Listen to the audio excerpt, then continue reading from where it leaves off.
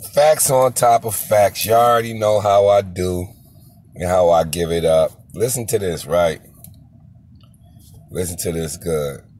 Niggas be getting mad at me because I be exposing these niggas, man, the way I do. I don't give a fuck how mad y'all niggas get at me. A rat is a rat. What's his name? Troy Ave. Fans is mad at me because I'm calling him a rat. When a lot of people is calling him a rat. At the end of the day, it is what it is. Since y'all can't understand where I'm coming from, because only real street niggas can understand where real street niggas is coming from, then maybe Tone Trump can enlighten you niggas on what street niggas do and how street niggas do shit and how they supposed to handle shit when they in the streets. Mikey T, the movie star. Let's go. My favorite show, Report Card Radio. I know I get all A's. We talking honor, I'm on a roll. Report Card Radio, Mikey T, the movie star, Tone Trump. Let's win. Shit.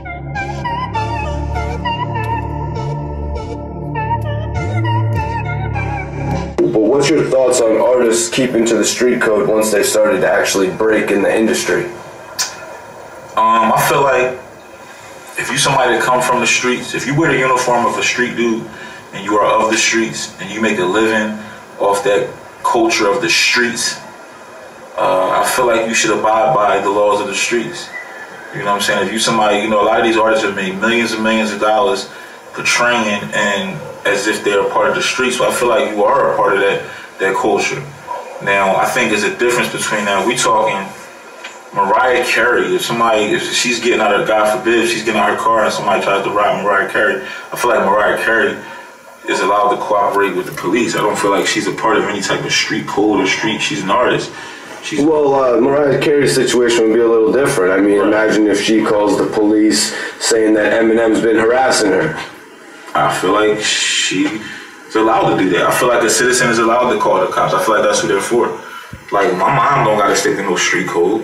You know what I mean? My sister don't gotta speak, no street code. You know what I mean? Your mother and your sister. You know what I'm saying? I feel like the street code is for street people that's in the streets.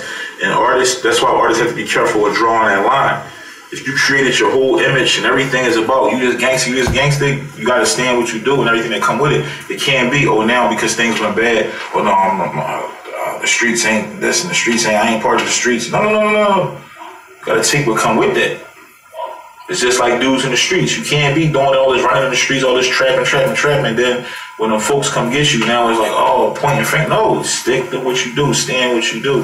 And it's so much dishonor in music and the streets everywhere now. That's why I encourage children to stay out of the streets. Like these dudes now are telling at an all-time high. There is no honor. There are no morals. There is no brotherhood in the streets. These dudes are I visit the prisons. I go back and speak to the jails. There's dudes up there that kept their mouth shut, and the same dudes that they was driving for from their block don't send them nothing. No money, no pay. I had a dude yesterday who I sent some Islamic books to. He told me his people he known all his life haven't sent him one letter. A letter costs hardly nothing. A stamp is like 50 cents or something like that. You know what I'm saying? So it's like people are leaving people for dead. There's nothing good coming out these streets. There's nothing good from that street life. And that's no disrespect to my brothers in the streets because I'm trying my best to pull them up. I say all the time, my homies come from jail. I don't make them shooters. I try to make them executives. I try to give them jobs and opportunities and put them in position. But the streets is terrible right now. But I feel like if you are an artist, if you a gangster rapper and you live in that gangster and rapping that gangster lifestyle, and somebody take your jury, you can't be trying to go to no police and nothing like that. You gotta be handled in the streets. It's street business. You know what I'm saying? But if you're an artist who's not portraying that, I'm never going to advocate telling. But what I will advocate is that if you do something to a citizen, you should be prepared to be told on.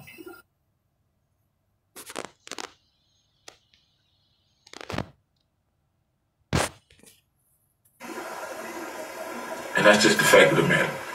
You know what I'm saying? Like, you can't, the lady who worked all week for her paycheck, you can't go knock her over the top of her head and then tell the witnesses, y'all snitching if y'all say something. No, they supposed to describe their dumbass, and they supposed to get you off the streets. So these guys who robbed Safari, should they be expecting the cops to be on them and then Safari to follow up with all the legal proceedings?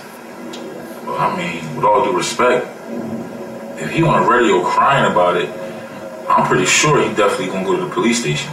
You know what I'm saying? So I don't know the facts on that case, but I did see that the viral video that he's on the and he's somebody that I don't know enough about him to really speak on him, but I know if he's on no gangster shit. Like, I don't know what his music is about or nothing, so I can't really speak on his situation.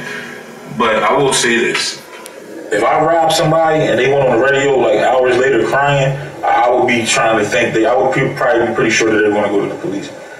You know what I'm saying? I think I didn't really watch the whole interview, but I did see him crying on the radio. So it's like, I just can't imagine the guy that's on the radio crying about getting robbed a few hours ago was about to stick to some type of street code. I mean, I don't think that's happening. I ain't the smartest guy in the world, but I just don't think he's about to go on the police station and be like, no, I ain't saying nothing. I feel like he probably gonna go in that joint and just he gonna be describing them boys to a T. You know what I'm saying? So it's like, and that's what comes with that game. Why cry about it if the jewelry's insured, though? Everybody different, man. I mean, I feel like he was scared. He was traumatized. If you're not from that life and that never happened to you before, that's a very traumatizing thing. It's probably not just about the material. I can't really put myself in the mind of that guy and what he's going through, because we all been through things, but it's like I can't relate. Like, I can't imagine what the emotion was that makes you want to go to the radio station like that. You know what I mean? Like, if you was that emotional, like, he probably should have canceled your interview, but it's his right to do what he want. But he probably was more scared than just, he lost his jewelry. You know what I mean? He probably, he saw his light flash before his eyes. I do know I've been shot before, so I know the feeling of that when that gun is raised to you. There's no manual for how you act when that gun is in your face or when that gun go off. There's no blueprint for that. Now, I ain't about to be on nobody's radio station crying about it, but I will say, that's something that's very traumatizing. You know what I'm saying? And we all handle things differently. You know what I'm saying? So it's like, I don't know his business. We don't know if that jewelry was insured. We don't know if there was stuff that was, very sentimental. It could have had sentimental value. I don't know. I don't know what makes. I mean, it was an emotional moment, and it was a trying moment. I can't diss that brother. I can't defend that brother. I don't know. You know what I mean? The internet's so tricky these days. We don't know I don't be knowing what's real and what's not. You know what I mean?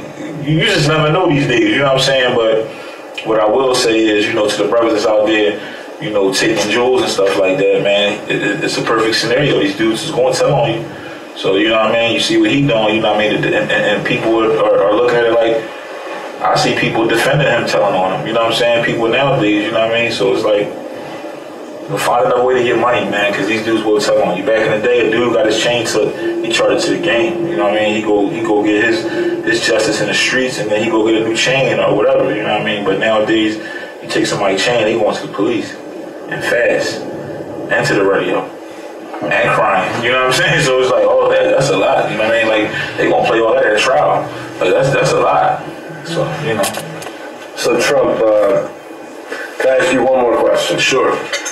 All right, so we relate that situation, with Safari and his money and his jewelry, and relating him to maybe being someone who could tell. But how about if we relate that situation to Troy Ave's situation at Urban Plaza in New York, when he was just defending himself, and now in order to avoid going to jail, now he has to just tell the whole truth of what happened in the club that night. That situation, I think the biggest difference in that situation, I'll say, is I don't want to get into the particulars of the case because everybody's still on trial.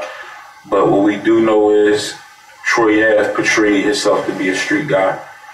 His whole thing was about the streets. His whole thing was about how real he was. So Troy Ave telling, and what's my man name that got robbed? Taxstone? No, they got robbed. It was on Radio Crime. Oh, Safari. Safari. I feel like they image is two different things.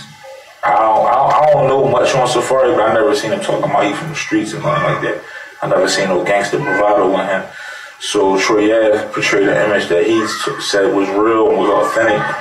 He's held to a different accountability than Safari is, and than the citizen is. I don't think people in the culture look at him like a citizen or like a victim. They look at him like a gangster, and he's supposed to handle it all the way through like a gangster.